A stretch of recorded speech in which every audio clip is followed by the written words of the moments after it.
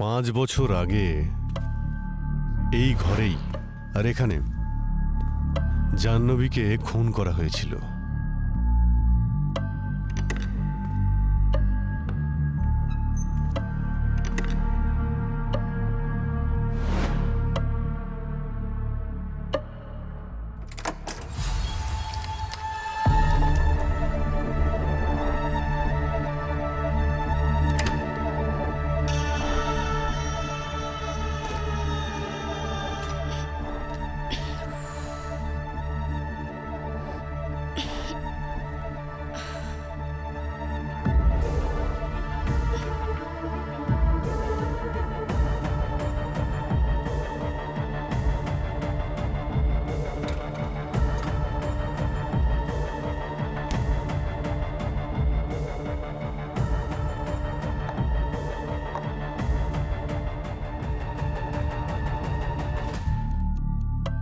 জাহ্নবীর মৃত্যু হয়েছিল ওর গলা কেটে দেওয়ার জন্যে।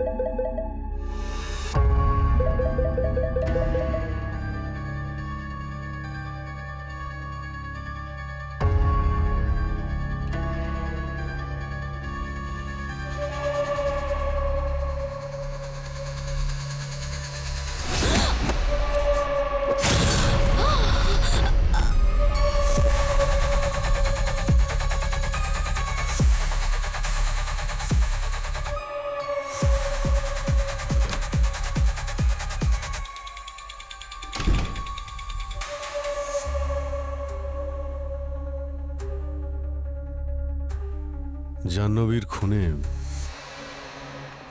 শাস্তি হয়েছিল ওর স্বামী বাসুর যাবজ্জীবন।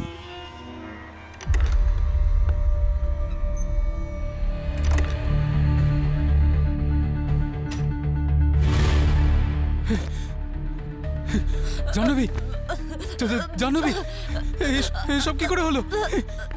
জাহ্নবী, কি করে হলো? জাহ্নবী কি করেছে বলো। যদি এটা পুলিশের হিসাবে ব্রেন শর্ট কেস হয়, খুনি ধরা পড়েছিল এবং তার যাবজ্জীবন জেল হয়েছিল, তাহলে 5 বছর বাদে এই কেসটা আবার কেন ওপেন করা হচ্ছে? হয়তো সেই জন্যই যে জাহ্নবীর আসল খুনির হয়তো বিবেক জেগে উঠেছে, সে এই খুনের দায় স্বীকার করে নেয়। কি? তাহলে এই লোকটা কে যে 5 বছর আগে ঘটে যাওয়া একটা কেসের দোষ নিজের ঘাড়ের উপর নিচ্ছে, আর সেটা তখন যখন এই কেসে ধরা পড়া বা আসামি আগে থেকে এই জেলে বন্দী আছে? আরে অবাক করার বিষয় যে মানুষটা এই খুনের দায় তার নিজের ঘাড়ে নিয়েছে, সে 15 বছর ধরে জেলের ভিতরেই আছে। আরে ভাই, কেন এইরকম অদ্ভুত কেসগুলো মাঝে মাঝে আমাদের কপালেই লেখা থাকে? দয়া এখনো বাকি আছে।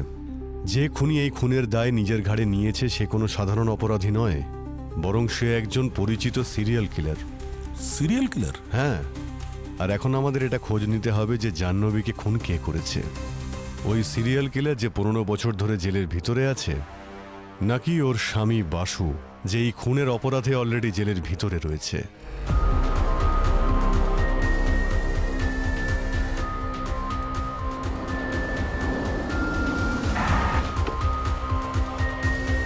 স্যার, এই সিরিয়াল কিলার ভার্গব তো খুবই ঘাটতেরা লোক স্যার। হ্যাঁ স্যার, অদ্ভুত ডিমান্ড ওর।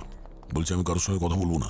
শুধু এসিপি প্রদ্যুমনের সঙ্গে কথা বলবো। সেটা এই কারণেই যে 15 বছর আগে আমি ওকে গ্রেপ্তার করেছিলাম, স্যার, এই ভার্গ খুব নির্মমভাবে 11 জন মেয়েকে খুন করেছিল। আর 12 নম্বর জনকে খুন করার আগে আমি ওকে অ্যারেস্ট করেছিলাম। যদি বাকি 11 জনকে বাঁচাতে পারতাম। মনে হচ্ছে এই ভার্গ আমাদের সঙ্গে মাইন্ড গেম খেলছে। এই কনফেশন করবে যে ওই মেরেছে জাহ্নবীকে। দেখি, তোমরা একটা কাজ করো, ওই বাসুর সঙ্গে দেখা করো, যে জাহ্নবীর খুনের অপরাধে জেল খাটছে। আমি বরং ভার্গর সঙ্গে দেখা করি। আরে আসুন আসুন, এসিপি প্রদ্যুমন স্যার, আপনার জন্যই অপেক্ষা করছি। 15 বছর কেটে গেছে, কিন্তু এই 15 বছরে আপনি মোটেই বদলাননি। সেই সিংহের মতো হাঁটা চলা আপনার, আর চোখেতে অপরাধীদের জন্য প্রচন্ড ঘৃণা। কি জন্য তুমি আমাকে ডেকেছো? আরে আরে, আপনি তো মনে হচ্ছে ঘোড়ায় জিন চড়িয়ে এখানে এসেছেন, এত তাড়াহুড়ো আপনার।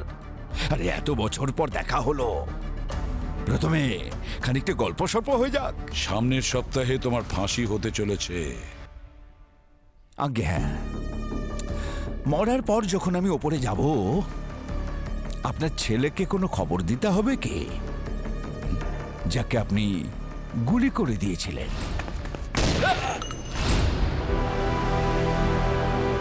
ভার্গ, আমার ছেলেও তোমার মতন একজন অপরাধী ছিল। তার মৃত্যুতে আমার কোনো অনুতাপ নেই, আর তোমার মৃত্যুতেও আমার কোনো আফসোস থাকবে না। মৃত্যুকে আমি মোটেই ভয় করি না স্যার, মৃত্যুকে তো আমি মুক্তি মনে করি। মৃত্যুকে আমি মোক্ষ লাভ ভাবি। আমি মনে করি মৃত্যু মানে আমার একটা স্বাধীনতা। শরীর মরে যায় স্যার, কিন্তু আত্মা কখনো মরে না, আর মরে না ভাবনাটা। বাসু, পুলিশ তোমার গাড়ির ডিকি থেকে রক্ত মাখা একটা ছুরি পেয়েছিল, যার মধ্যে জাহ্নবীর রক্ত লেগেছিল। আমি জানি না স্যার যে ওই ছুরিটা ওখানে কে আর কেন রেখেছিল। ওই ছুরিতে তোমার আঙুলের ছাপ ছিল। আচ্ছা, তোমারই ফিঙ্গারপ্রিন্টের ছুরি তোমার গাড়ির মধ্যে কেউ কি করে রাখবে? ভার্গ, তুমি কি সত্যিই জাহ্নবীকে খুন করেছিলে, নাকি নিজের ফাঁসির তারিখটা পিছিয়ে দেওয়ার জন্য নাটক করে যাচ্ছ? আমি জানতাম যে আপনার মনে এটাই ঘোরাফেরা করছে, যে জেলের ভেতরে থেকেও আমি 12টা খুন কি করে করলাম। খোঁজ করুন না, আমিও দেখতে চাই সিআইডির ভেতরে সেই ক্ষমতাটা আছে নাকি নেই। জাহ্নবীকে তুমি খুন করেছো কি না সেটা তো আমরা খুঁজে বের করবই, কিন্তু তোমার মৃত্যুর তারিখের সময় 1 মিনিটের জন্যও পিছবে না। এ কথাই ধ্রুব সত্য। আরে চোখে আপনার কালো কাপড় বাঁধা আছে সিপি স্যার, তাই আপনি ভবিষ্যতের কিচ্ছু দেখতে পাচ্ছেন না। আমি হলাম ন্যায়, আর আমি হলাম অন্যায়। এটা আমাকে দিয়ে শুরু হয়েছে, আর এটা আমাকে দিয়েই শেষ হবে।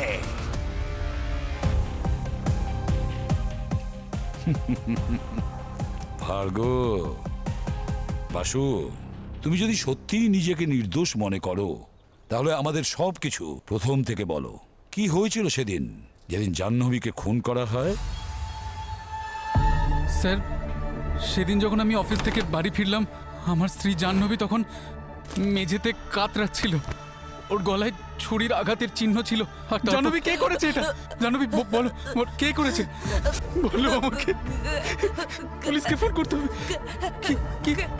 ক্যামেরা, কোন ক্যামেরা? কোথায় ক্যামেরা? কে নিয়ে গেছে? হ্যাঁ, কে?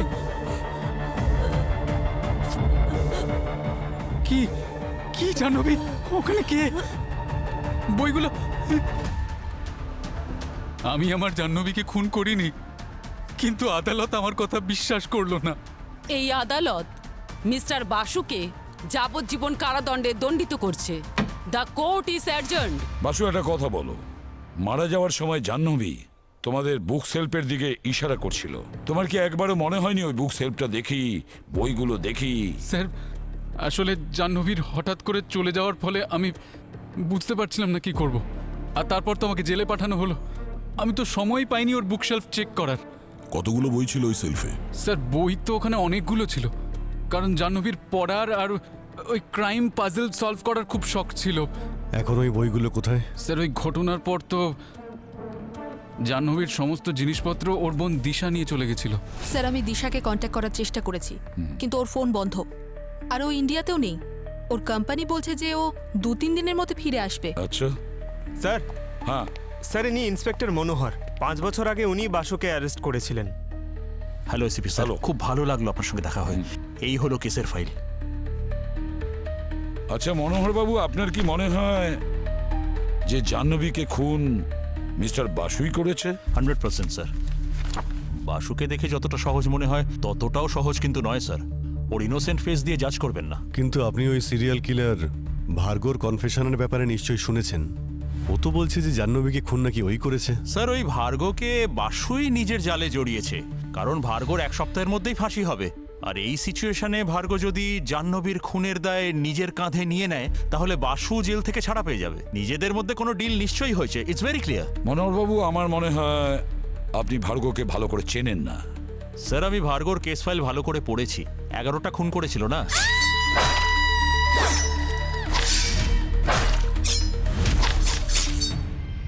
আর 12 নম্বর খুন করার আগে আপনি ওকে ধরেছিলেন।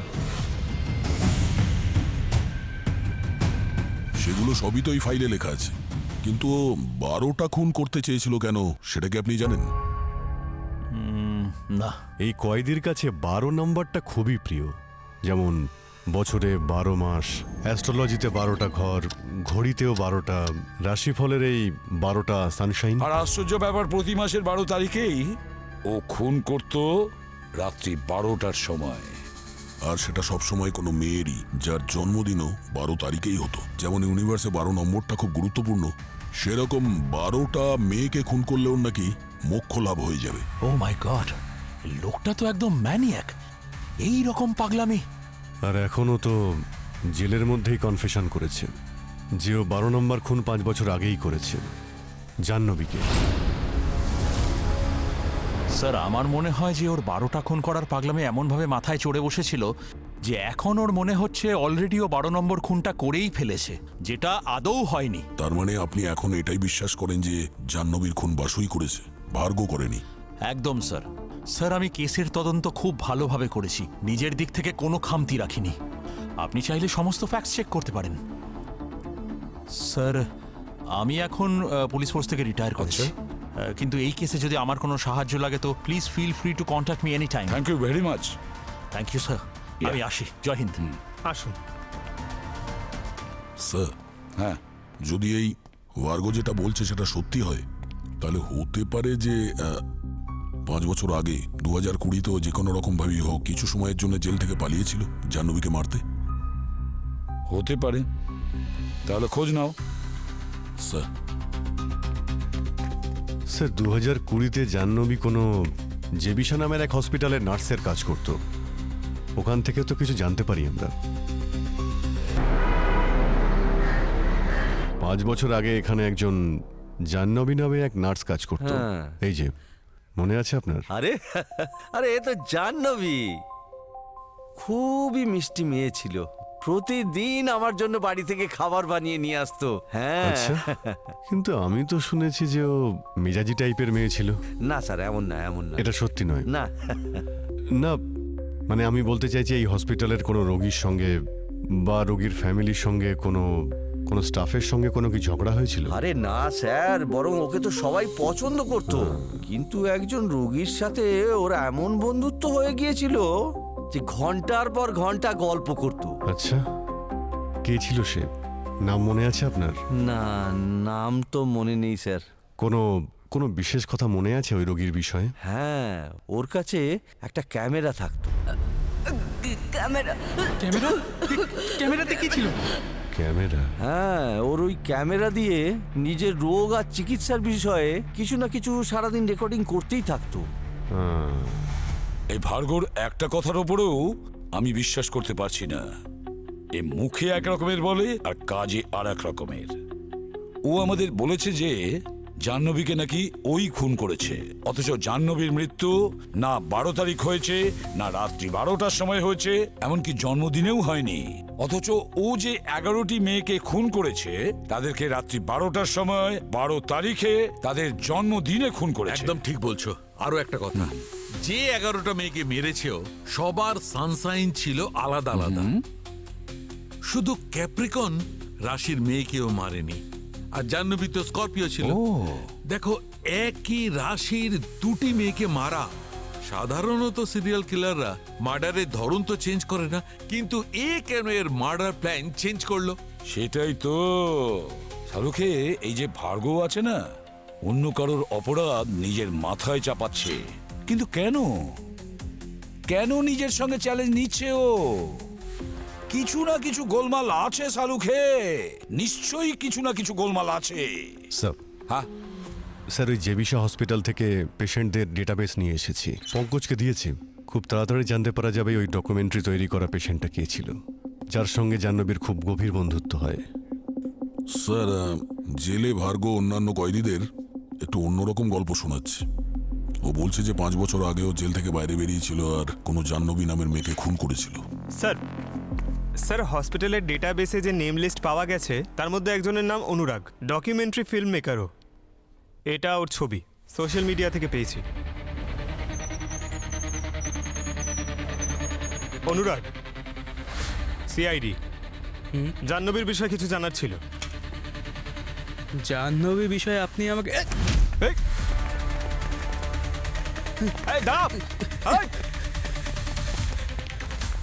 দাঁড়া বলছি, পালাবি কোথায়?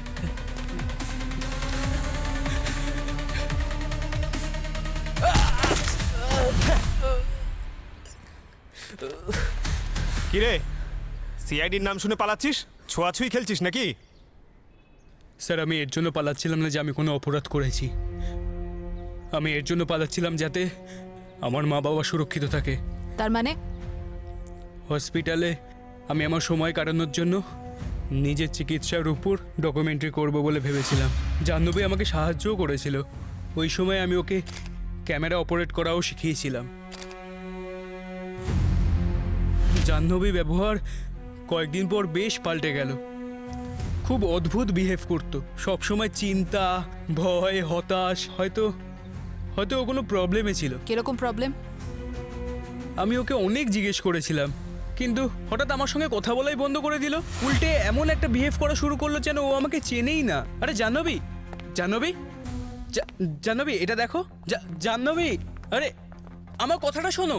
একদিন হঠাৎ ঘুম থেকে উঠে দেখি আমার ব্যাগের মধ্যে ক্যামেরাটা নেই। আরে আমার ক্যামেরা? নার্স, ভেবেছিলাম চুরি হয়ে গেছিল, কিন্তু 2 দিন পর জানতে পারলাম যে জাহ্নবী মারা গেছে। তাহলে তোমার হারিয়ে যাওয়া ক্যামেরার জন্য পুলিশে রিপোর্ট করনি কেন? রিপোর্ট করেছিলাম ম্যাম, নিশ্চয়ই করেছিলাম, কিন্তু ওই রাতে 2 জন লোক আমার ঘরে অ্যাটাক করেছিল। ওরা মাস্ক পরে এসেছিল। ওরা আমাকে খুব মেরেছিল, প্রচণ্ড মেরেছিল। মা বাবার ঘরে ফুটেজও দেখিয়েছিল, যেখানে একটা মাস্ক পরা লোক বন্দুক নিয়ে হাতে দাঁড়িয়ে আছে। ওরা আমাকে হুমকি দিয়েছিল, যদি আমি আমার ক্যামেরা বা জাহ্নবী বিষয়ে কাউকে কিছু বলি তাহলে আমার আগে আমার মা বাবাকে মেরে ফেলবে। আচ্ছা অনুরাগ, ওই সময়ের কোনো ফুটেজ আছে তোমার কাছে? কোনো ফটোস, ভিডিওস, যা খুশি? আমি ওই ঘটনার পর আর কোনোদিন চেক করিনি। হয়তো এমন হতে পারে ক্লাউডে অটো সেভ হয়ে আছে।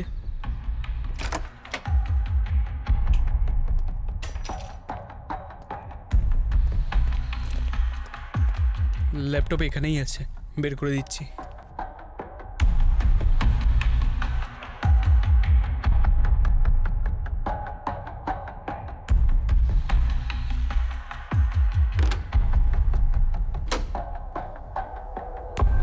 হয়তো ল্যাপটপ বেডরুমে, আমি নিয়ে আসছি। আমিও যাচ্ছি। শিওর।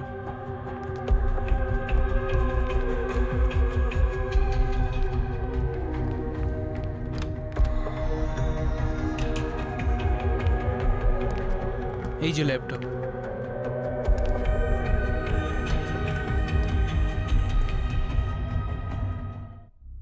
লাইট অফ হলো কেন? আমি জানি না ম্যাম। ইলেকট্রিক বিল দাও না নাকি? লাইট তো জ্বলছে। ম্যাম এই বন্দুক বের করেছেন কেন? আমার পিছনে এসো, পিছনে এসো, সাবধানে। এখানেও লাইট জ্বলছে।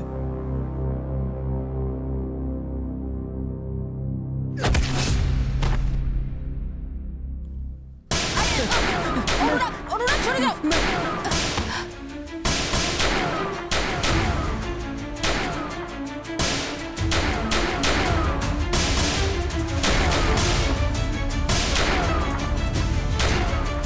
এই! এই!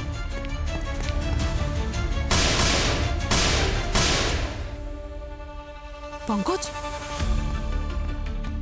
পঙ্কজ, পঙ্কজ,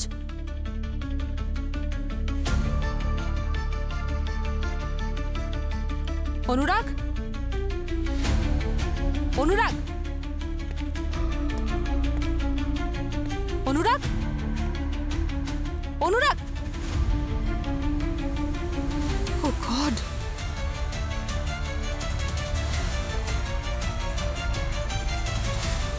ও গড, he's dead.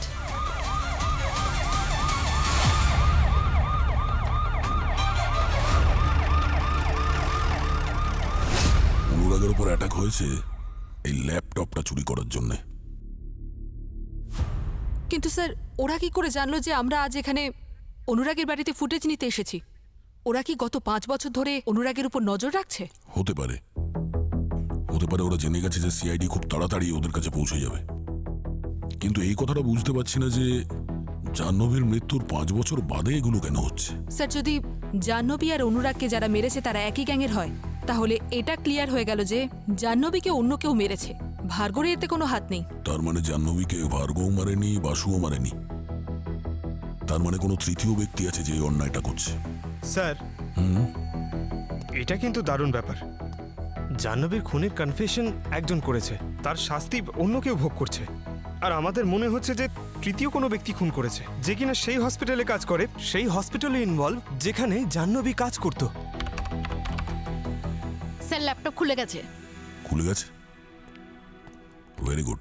আচ্ছা, এখন সোজা ক্লাউডে যাও আর 5 বছর আগে হসপিটালের মধ্যে ক্লাউডে যে সমস্ত ভিডিও আর ফটো আছে ওগুলো চেক করো। 5 বছরের পূর্ণ ডেটা পাওয়া গেছে, কিন্তু স্যার এই ফটোজ আর ভিডিওস থেকে তো ক্রাইমের কোনো লিঙ্ক মনে হচ্ছে না। এক মিনিট, এটা দেখো।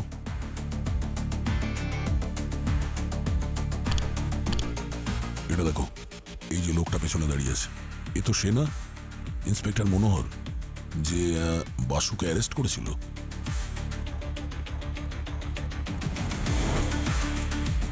স্যার, ইনি তো মনোহর, আর উনি তো অনেকগুলো ফটোতেই আছেন। তার মানে ওই ঘটনায় 5 বছর আগে জাহ্নবী যখন হসপিটালে ছিল, এই ইন্সপেক্টর মনোহর সবসময় ওখানে যাতায়াত করতো। স্যার, মনোহর তো এই বিষয়ে আমাদের কিছু বলেনি, আর ওর কেস ফাইলেও তো এরকম কিছু মেনশন করা নেই। আচ্ছা, এরকম নয় তো যে এই ইন্সপেক্টর মনোহরই অপরাধীদের সঙ্গে জড়িয়ে আছে? ও যে কোনো রকম ভাবে হোক বাসুকে জাহ্নবীর খুনে ফাঁসিয়ে দিয়েছে আর জেলে পাঠিয়ে দিয়েছে।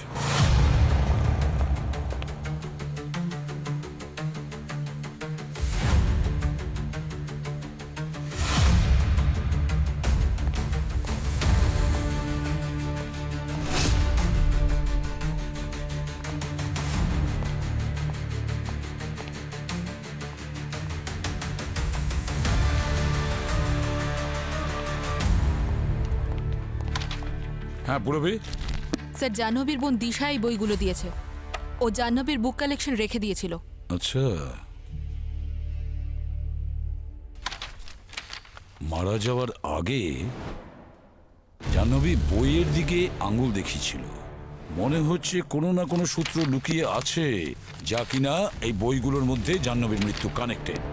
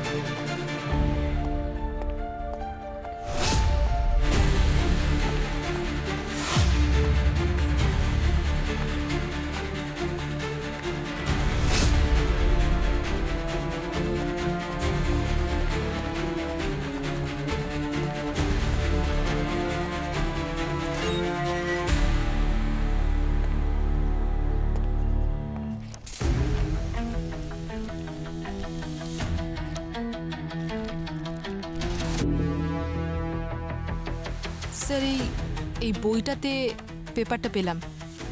এটাই কিছু কোড লেখা আছে মনে হচ্ছে। কোড বা পাজল কিছু তো একটা আছে।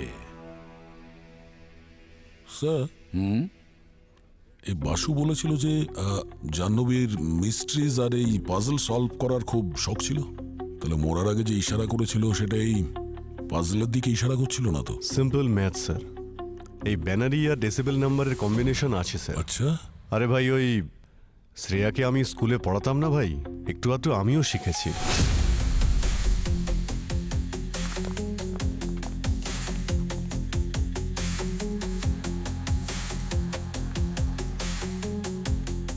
স্যার কোড অনুযায়ী প্রথম নাম্বার হলো 0.08। 0.08 মিনস এস। 0.4 0.4 মিনস ই।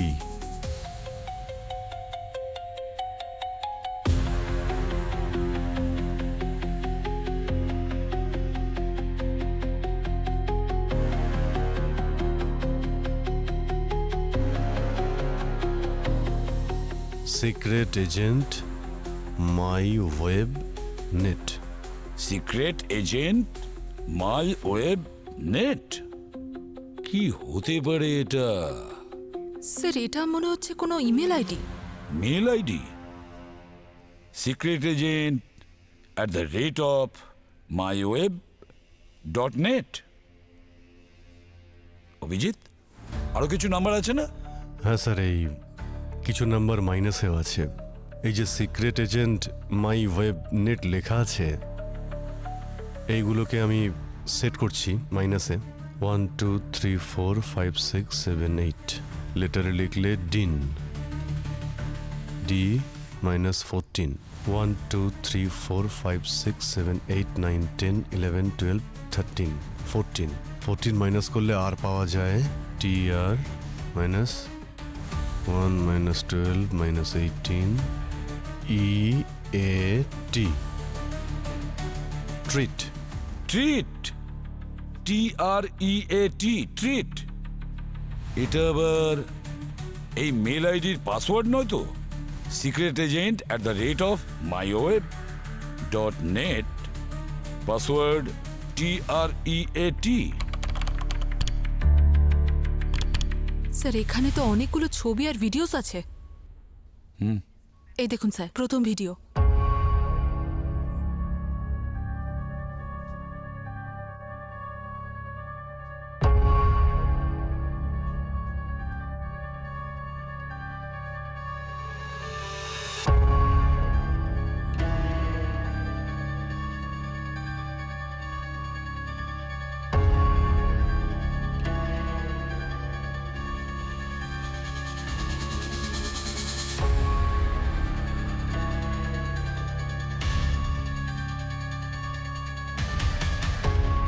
মনোহর,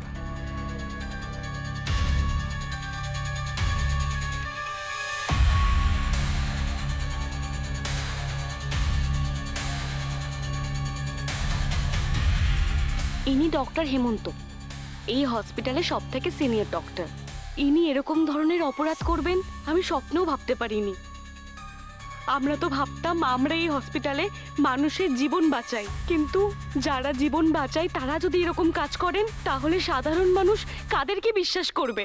মৃত মানুষের অর্গানস বার করে বিক্রি করে দেওয়া হচ্ছে। এখানে নোংরা ব্যবসা চলছে। তার মানে আমরা যে কেসটাকে সিরিয়াল কিলারের 12 নম্বর খুন ভেবে চলেছি সেটা আদতে তা নয়। এরকম সত্যি যা আমরা কখনো স্বপ্নেও ভাবতে পারি না। Yes sir. Jahnavi doctor Hemant আর মনোহরের অপরাধের ব্যাপারে জানতে পেরেছিল। ও ওদের বিরুদ্ধে প্রমাণ জোগাড় করছিল। তাও সেটা আবার সেই ক্যামেরাতেই যাতেই অনুরাগ ডকুমেন্টারি ফিল্ম শুট করছিল। স্যার স্যার এইমাত্র জানতে পেরেছি ডক্টর হেমন্ত তো মারা গেছে 2 বছর আগে হার্ট অ্যাটাকে। মাই গড, ডক্টর হেমন্ত মারা গেছেন? তার মানে দুজন অপরাধীর মধ্যে একজন মারা গেছে, বেঁচে আছে মনোহর।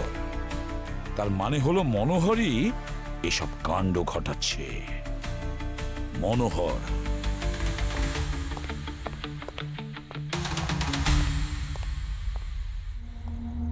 ড্যানি, ড্যানি, আমার কাজ হয়ে গেছে? আমার পাসপোর্ট, ওই ডকুমেন্ট সব রেডি? ড্যানি, ড্যানি জবাব কেন দিচ্ছ না? আমি তোমায় বলেছিলাম না আমাকে এই দেশ ছেড়ে তাড়াতাড়ি পালাতে হবে? বলেছিলাম না তোমায়?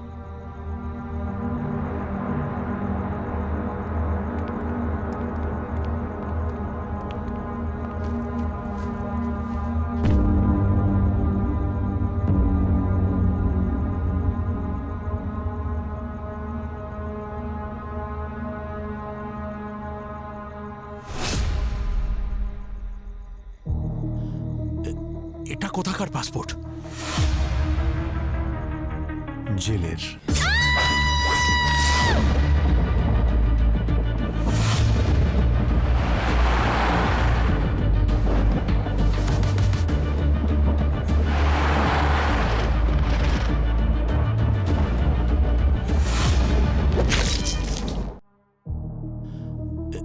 এটা কোথাকার পাসপোর্ট? জেলের। অভিজিৎ, সরি, এই রুটের সমস্ত রাস্তা বন্ধ। আমরা জানতাম তুমি দেশ ছেড়ে পালাতে চাইছো, সেই জন্য যারা নকল পাসপোর্ট বানায় তাদের পিছনে আমরা খোঁচড় লাগিয়ে দিয়েছিলাম। আর এই ড্যানি তোমার পাসপোর্ট বানিয়ে আমাদের কাছে পৌঁছে দেয়। যখন কোনো সাধারণ লোক অপরাধ করে তখন তাকে অপরাধী বলা হয়, যখন একজন আইনের রক্ষকই ভক্ষক হয়ে যায় তখন তাকে কি বলা উচিত? আসলে স্যার ভুল করেছি। এখন আপনারা যা শাস্তি দিতে চান দিতে পারেন। ভুল নয়, অপরাধ করেছো তুমি। দুজন নিষ্পাপকে খুন করেছো, জাহ্নবীকে আর অনুরাগকে। তোমার শাস্তি তো আদালত ঠিক করবে। আমি কখনো চাইতাম না যে জাহ্নবীর প্রাণ চলে যাক, কিন্তু ও যখন অর্গান ট্রেডিং এর ব্যাপারে জেনে ফেললো তখন ডক্টর হেমন্ত ওকে মেরে ফেলে। আমি মারিনি। আর একজন পুলিশ অফিসার হয়ে ও অপরাধী হওয়া সত্ত্বেও তুমি ওকে কিছু করোনি। ওদিকে একজন নিরাপরাধ জেল খেটে যাচ্ছে। স্যার টাকার জন্য করছিলাম, কিন্তু বিশ্বাস করুন জাহ্নবীর মৃত্যু আমার মনকে আজও কষ্ট দেয়। এই নামা বন্ধ কর। মনকে আজও কষ্ট দেয়? তাহলে তুই আরো একটা খুন করতিস না অনুরাগের? যদি মনকে কষ্ট দিত আর কি করতাম? আমি জানতাম আপনারা যদি এই কেসের শিকড় অবধি পৌঁছে যান তো আমিও ধরা পড়ে যাব, সেই জন্য মেরে দিয়েছিলাম অনুরাগকে। কি করতাম আমি? তোমার শাস্তি তো পরে হবে। আগে তো ওই লোকটার ন্যায় বিচার হওয়া উচিত, যার জীবনের মূল্যবান 5টা বছর তুমি আর কোনোদিনও ফিরিয়ে দিতে পারবে না। স্যার, বাসু জেল থেকে মুক্তি পেয়েছে। মানছি যে ও কোনো দোষ না করেও 5টা বছর জেল খেটেছে, কিন্তু আনন্দের বিষয় এটাই যে অন্তত শেষেও ন্যায় বিচার পেল। ঠিক বলেছ। কিন্তু স্যার, এটা বুঝতে পারছি না, এই মনোহর বলছিল যে জাহ্নবীকে খুন ডক্টর হেমন্ত করেছে। তাহলে ভার্গ কেন বলছে যে জাহ্নবীকে ও খুন করেছে? মিথ্যে দোষারোপ নিজের ঘাড়ে নিচ্ছে। সেটাই তো অভিজিৎ, ভার্গ কিন্তু খুব ধূর্ত লোক। যা কিছু করে একটু ভেবে চিন্তে করে। স্যার, এটা ডক্টর হেমন্ত আর মনোহরের কেস ফাইলের ফাইনাল রিপোর্ট, যেটা আপনি চেয়েছিলেন। ডক্টর হেমন্ত,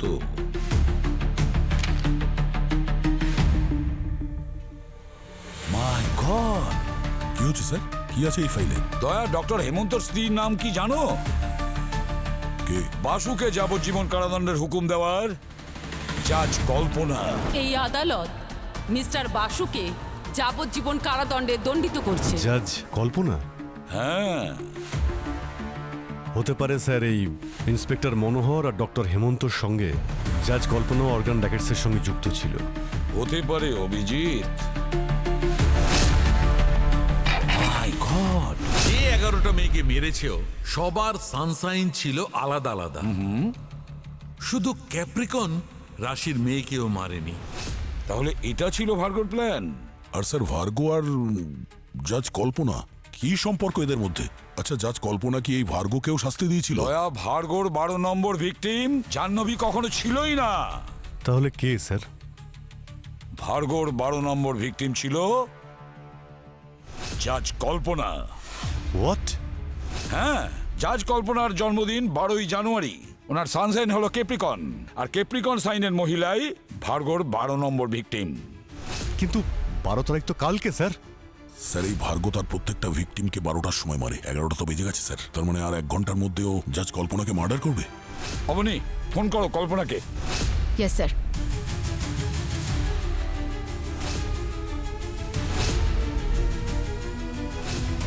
মাই গড, স্যার কল্পনার ফোন তো সুইচ অফ।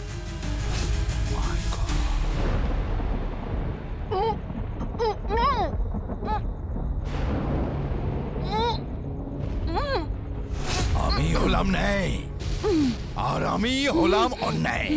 এটা আমাকে দিয়ে শুরু হয়েছে আর এটা আমাকে দিয়েই শেষ হবে। কিন্তু স্যার যদি কল্পনা ক্যাপ্রিকন হয়েও থাকে, এদিকে তো ভার্গো তো জেলের ভেতরেই আছে, তাহলে সে নিজের 12 নম্বর ভিকটিমকে কি করে মারবে? বাসুর মাধ্যমে।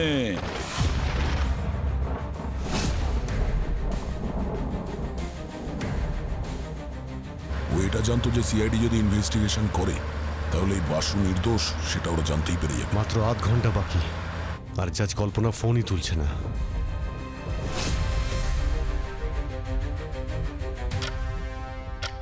বারোটা বাজতে আর কিছুক্ষণ দেরি আছে কল্পনা ম্যাডাম। সত্যি আপনার জন্মদিন আপনার জন্য স্মরণীয় হয়ে থাকবে। ও কিছু বলতে চান আপনি? আরে ম্যাডাম, আপনাকে সাহায্য আমি করব তো। বলুন ধর্মাবতার, আপনার কোনো শেষ ইচ্ছে নেই তো? প্লিজ আমাকে ক্ষমা করে দাও। আমি জানি আমি তোমার সঙ্গে সুবিচার করিনি। আমি খুব ভুল করেছি। ভুল? না না না, কল্পনা ম্যাডাম, আপনি কোনো ভুল করেননি। আপনি অন্যায় করেছেন আমার সঙ্গে, আর তাও ন্যায়ের আদালতে। আচ্ছা, আপনি জানেন আপনার জন্মদিনটা একটা শুভ দিন। আপনার জন্মদিনে শুধু আমার প্রতিশোধই পূরণ হবে না, বরং আমার ওই বিশেষ বন্ধুর উদ্দেশ্য পূরণ হবে। কোন বন্ধু? সব থেকে ভয়ঙ্কর রাশি হলো ক্যাপ্রিকর্ন, মকর রাশি। এ ন্যায় অন্যায় কিচ্ছু দেখে না, এ মানুষকে কষ্ট দিতে খুব মজা পায়। আমার মা মকর রাশি ছিলেন। থ্যাংক গড, আমার জীবনে এরকম মকর রাশির কেউ নেই। আছে তো, ওই যে জজ কল্পনা। আরে ওনার জন্যই তো তুই আজ এখানে। তোর জীবনটাকে অন্ধকারে ঠেলে দিয়েছে। আপনার সত্যি মনে হয় যে ওই কল্পনা ম্যাডাম আমাকে ইচ্ছে করে ফাঁসিয়েছেন? আরে তা নয় তো কি রে, যদি একটা বাচ্চা ছেলেও জজ হতো না, সেও ঠিক বুঝতে পেরে যেত যে তুই জাহ্নবীকে মারিসনি। কিন্তু এই কল্পনা মনে হচ্ছে আসল অপরাধীকেও বাঁচানোর চেষ্টা করে যাচ্ছে। কিন্তু কে বলতে পারে, হয়তো ইনিই অপরাধী, ইনিই হয়তো জাহ্নবীকে মেরেছেন। Happy birthday to you, please. Happy birthday to you.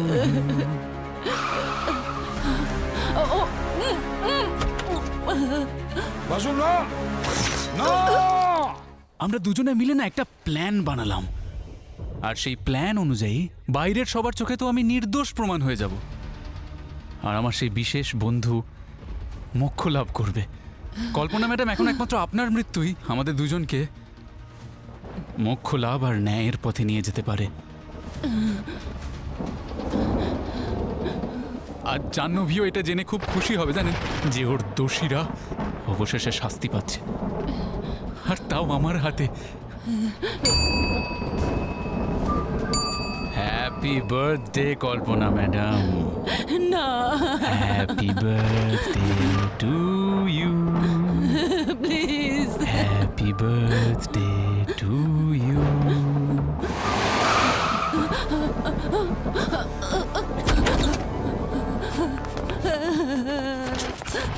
Basu না, না!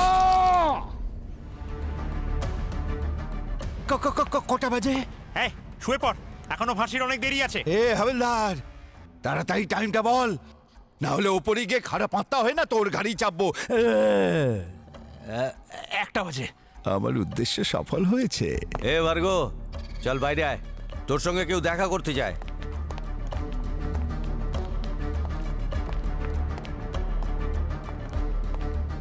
আরে সিপি স্যার, যদি কোনো তৃষ্ণার্ত যদি 15 বছর পর তার তেষ্টার জল পায়, তাহলে সে কত আনন্দ পায়। ঠিক সেই রকম 12টা আলাদা আলাদা রাশির মেয়েদের মারবার স্বপ্নটা আজ আমার পূর্ণ হয়েছে।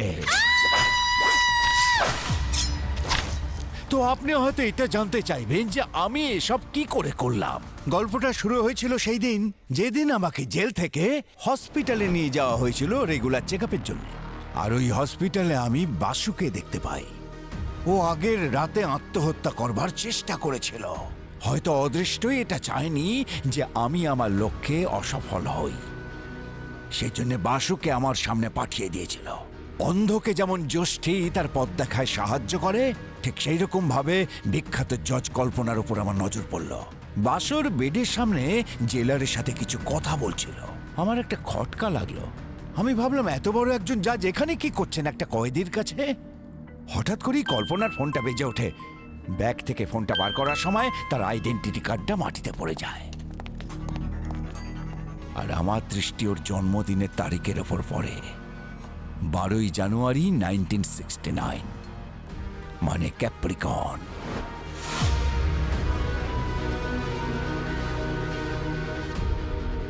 আমি বুঝতে পারলাম এটা হলো অদৃষ্টের ইঙ্গিত। একজন মহিলাকে মারবার জন্য উপহার হিসেবে আমার কাছে পাঠিয়েছেন। আমার হাতে কল্পনার মৃত্যু সেই মুহূর্তে লিখিত হয়ে গিয়েছিল। এত সহজ ছিল না। আমি এটা জানতাম যে বাসু কখনো কাউকে মারতে পারে না, আর কখনো কাউকে মারবেও না। আমি একজন শিল্পীর মতো ওকে এটা করবার জন্য তৈরি করেছিলাম। আর অদৃষ্টের খেলাটা কেমন দেখুন। বাসুকে মিথ্যে অপরাধে ফাঁসানোর আসল কারিগর ওই কল্পনা, আর আমার মোক্ষ লাভের আসল সংখ্যাও হলো ওই কল্পনা। আমি ভাবলাম যিনি বাসুকে সাজা দিয়েছেন সেই জজ কল্পনা ওর সাথেই দেখা করার জন্য হসপিটালে কেন এলেন। আমি বুঝতে পারলাম এর পিছনে কোনো রহস্য আছে। কিন্তু আপনি আমাকে সাহায্য কেন করতে চাইছেন? আরে তোর প্রতি অন্যায় হয়েছে মানে আমার মনে হচ্ছে যেন আমার ওপরেই হয়েছে অন্যায়টা। তুই কি এটা জানিস? অন্যায়ভাবে তোকে শাস্তি দেওয়ার আসল কারিগর ওই কল্পনা।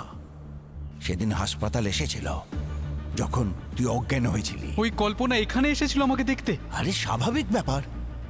জাহ্নবীর খুনে ওরই হাত ছিল, না হলে ও তোর কাছে যাবে কি জন্যে? ওই কল্পনা শুধু আমার সাথে অন্যায় করেনি, আমার স্ত্রী জাহ্নবীকেও আমার থেকে কেড়ে নিয়েছে। এখন তোকে ন্যায় পাইয়ে দেওয়াটাই আমার জীবনের একমাত্র লক্ষ্য। যদি তুই মুক্তি পেয়ে যাস তাহলে আমি ভাববো যে আমিই মুক্তি পেয়ে গেছি। কি ভার্গ, 11টা খুন করার পরেও তোমার ফাঁসি হচ্ছে? 11টা নয়, 11টা নয়, 12টা। 12 নম্বর খুনের ক্রেডিট তোমাকে দেওয়া যাবে না। কেন কেন দেওয়া যাবে না? কেন দেওয়া যাবে না? তাহলে ক্রেডিটটা আপনারা ওই ওই বাসুকে দিয়ে দেবেন? আরে শরীরটা তো ওর ছিল, কিন্তু আত্মাটা তো আমার ছিল, তাই ক্রেডিটটা আমারই পেয়ে যাওয়া উচিত। কি ঠিক কিনা? ভার্গ, জাজ কল্পনা বেঁচে আছেন।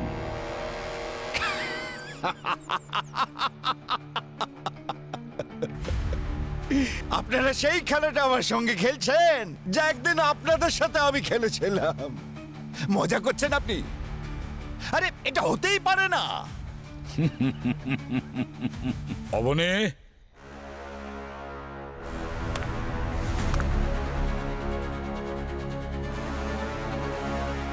বাসু, তুই আমার কাজটা সম্পূর্ণ করিস নি। মিস্টার ভার্গ, আমি আপনার কাজটা সম্পূর্ণ করতেই গেছিলাম, কিন্তু বাসু, এই পাগলামো ছাড়ো। এই সবে তোমার নতুন জীবন শুরু হলো, কেন আবার ওই জেলের ভেতরে যেতে চাইছো? নির্দোষ হয়েও 5 বছরের শাস্তি ভোগ করেছি আমি। চলবে আর একটা খুন, আজ তো একে মারবই আমি। না বাসু, অন্যায় কাজকে বাধা দেওয়ার জন্যই কিন্তু জাহ্নবী জীবন দিয়েছে।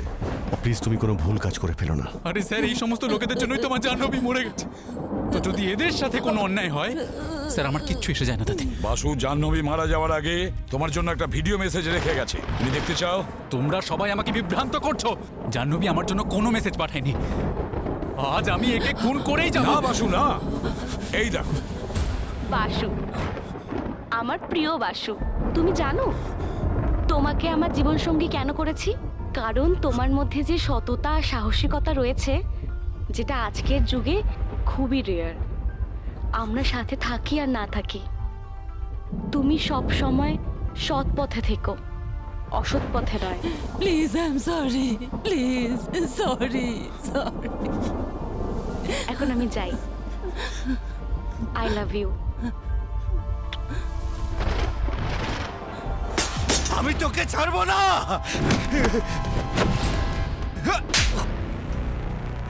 ভার্গব, তুমি ন্যায় অন্যায় বিচার করার কেউ না। পৃথিবীতে সবকিছু শুরু হয় সত্যি দিয়ে আর শেষও হয় সত্যি দিয়ে, বুঝেছ? কাউকে মেরে ফেলা কারো জীবনের উদ্দেশ্য হতে পারে না। তুমি অসুস্থ। আর তোমাকে কোন ডাক্তার বলেছিল যে 12টা আলাদা আলাদা রাশির মেয়েকে মারলে তুমি মোক্ষ লাভ করবে? আমার মা একজন খুব বড় মাপের অ্যাস্ট্রোলজার ছিলেন। সারা জীবন তিনি আমার জন্ম মুহূর্তটার কথা ভেবে খুবই দুশ্চিন্তার মধ্যে কাটাতেন। তিনি আমাকে বলেছিলেন যে 12টা আলাদা আলাদা রাশির মেয়েকে মারার পরেই আমি জন্ম মৃত্যুর চক্রব্যূহ থেকে মুক্তি পেয়ে যাব। উনি বেঁচে থাকতে কখনো এই বিষয়টাকে খুবই সিরিয়াসলি নেইনি, কিন্তু উনি মারা যাবার পরে নানা সমস্যার পাহাড় আমার মাথায় চেপে বসলো। তারপর আমি মায়ের বলা সেই কথাগুলোর মানেটা অনুভব করলাম। ভার্গব, এই জন্যই লোকে বলে মা বাবার দেওয়া আদর্শ আর শিক্ষায় মানুষের জীবন সুন্দর হয়ে ওঠে। কিন্তু আফসোসের কথা যে তোমার মায়ের দেওয়া অন্ধবিশ্বাসকে ভর করে তুমি এমন পথে চালিত হয়েছিলে যেখানে কোনো মোক্ষ লাভ হয় না, শুধু ফাঁসিই হয়।